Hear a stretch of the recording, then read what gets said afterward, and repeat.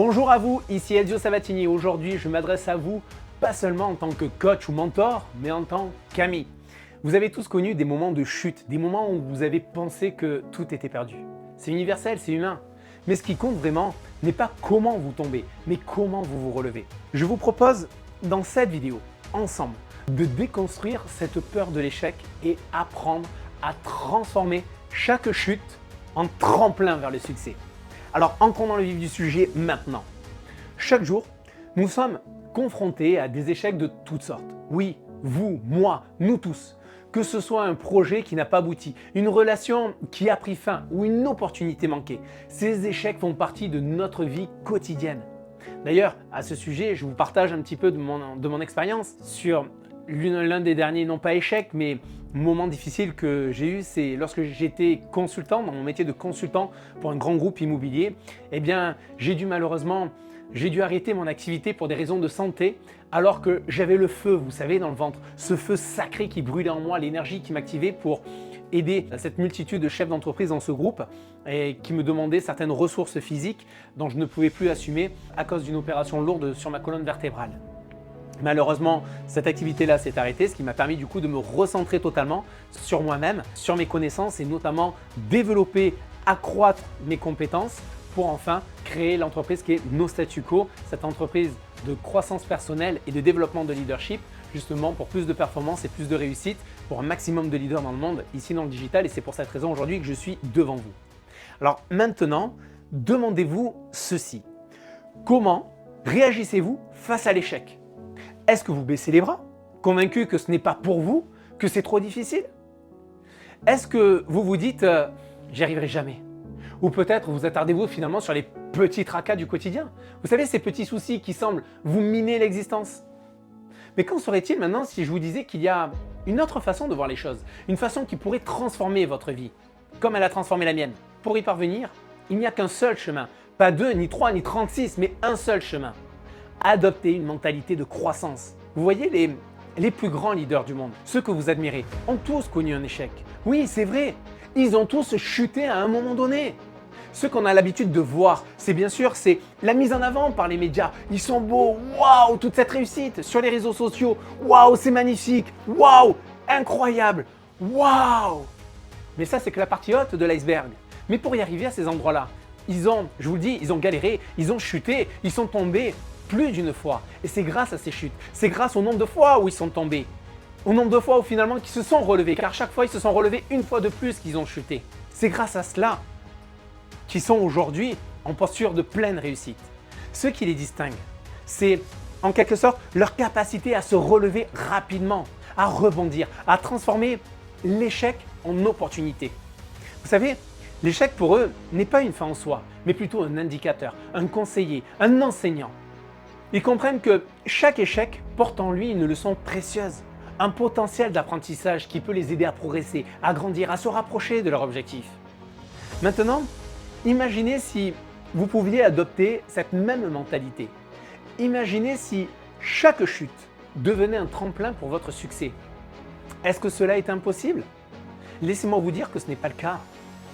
Oui, je vous assure. Je vous assure. Concentrons-nous maintenant sur les petits tracas du quotidien. Ce sont souvent eux, vous savez, qui semblent nous empêcher d'avancer. Vous savez, ce sont en quelque sorte, les petits tracas du quotidien, ce sont ces petites contrariétés, ces petits obstacles qui semblent se dresser constamment sur notre chemin tous les jours. Pourquoi ces petites choses ont-elles un tel impact sur nous? Ce sont des toutes petites choses. Je pense que c'est parce que finalement, nous les laissons prendre une importance démesurée dans notre vie. Nous les laissons en quelque sorte envahir notre esprit et obscurcir notre vision de ce qui est vraiment important. Maintenant, si nous apprenions à les mettre en perspective, si nous apprenions à imaginer, à distinguer le grain de l'ivraie et à nous concentrer sur ce qui compte vraiment et à ne pas laisser ces tracas nous détourner de nos objectifs. Waouh! Si je vous disais que c'est possible, que vous pouvez apprendre à surmonter ces obstacles quotidiens et à vous concentrer sur votre véritable objectif, vous seriez intéressé? Si vous seriez intéressé, alors si c'est oui, faites-moi péter le bouton j'aime, baby! Allez-y, faites-moi péter le bouton j'aime, s'il vous plaît, les amis. Je veux voir du like, je veux voir des j'aime, là, s'il vous plaît. Ah, c'est bon, vous avez liké? Ok, parfait. Alors maintenant, nous arrivons dans la partie que vous attendez bien sûr tous. comment se relever après un échec. Eh bien qu'il n'y ait pas de baguette magique, bien sûr, cela va dépendre aussi de vous, bien entendu, ça va demander des efforts de votre part. Je vais tout de même vous partager avec vous quelques stratégies puissantes qui peuvent vous aider à rebondir rapidement et à rester engagé dans la poursuite de vos rêves et de vos objectifs. Mais encore une fois, je vous le rappelle, la réussite, c'est 20% de stratégie, 20% de stratégie et 80% de psychologie. Alors je vous livre les stratégies, je vous donne les clés psychologiques, mais pour avoir des résultats, vous devez passer à l'action parce que vous le décidez. Moi, je n'ai pas de baguette magique. C'est vous qui avez les solutions pour pouvoir activer le changement. Donc premièrement, changez votre perspective sur l'échec. On l'a vu tout à l'heure dans la vidéo. Voyez l'échec comme une expérience d'apprentissage plutôt que comme une défaite personnelle. Prenons l'exemple d'une relation en amour qui n'a pas marché. Au lieu de penser « je suis mauvais en amour, n'est pas bon, je n'en veux plus, je resterai seul jusqu'à la fin de ma vie. C'est fini, jusqu'à la fin de mes jours, je resterai seul. » Vous pourriez peut-être vous dire à la place « j'ai appris que je ne veux pas de ça dans une relation. Et qu'est-ce que je peux faire justement pour améliorer pour la prochaine fois ?» Vous voyez ? Vous revoyez les choses, vous mettez les choses en perspective. Vous abordez en fait, vous paramétrez votre cerveau d'une manière différente. Vous savez, votre cerveau, c'est un Google intégré. Vous lui posez une question, il vous répondra. Pourquoi ça n'a pas marché? Il vous sortira en fait toutes les raisons. Bien sûr. Maintenant, habituez-le à aller trouver des solutions. Qu'est-ce que je pourrais faire la prochaine fois qui pourrait m'aider maintenant à ce que ça marche mieux? Ah, là, c'est différent. Deuxième conseil, c'est établissez un plan d'action. Après un échec, évaluez ce qui n'a pas fonctionné et posez-vous la question pourquoi. Et ensuite, vous allez élaborer un plan pour faire face à la situation différemment à l'avenir. Par exemple, si vous avez échoué à un examen quelconque, que ce soit au travail, dans les études ou peu importe, examinez les domaines dans lesquels vous avez besoin d'amélioration. Et à partir de ce moment-là, créez un plan d'études adapté. Troisièmement, prenez soin de vous. L'échec peut être, oui, en soi, bien sûr, émotionnellement épuisant. Et c'est pour cela qu'il est crucial de prendre soin de votre bien-être, que ce soit physique mais aussi mental. Cela peut impliquer quoi? Des activités comme faire du sport, comme manger sainement, passer du temps avec vos proches, pratiquer des techniques de relaxation comme la méditation par exemple, et aussi veiller à avoir un bon sommeil. Quatrième conseil, restez connecté à votre vision. Restez connecté à votre vision les amis. Rappelez-vous constamment de votre objectif ultime. Cela vous aidera à rester motivé, même face à l'échec. Par exemple, si votre rêve est de devenir un musicien reconnu, eh bien visualisez-vous en train de jouer devant un public admiratif, même si vous venez d'échouer à une audition.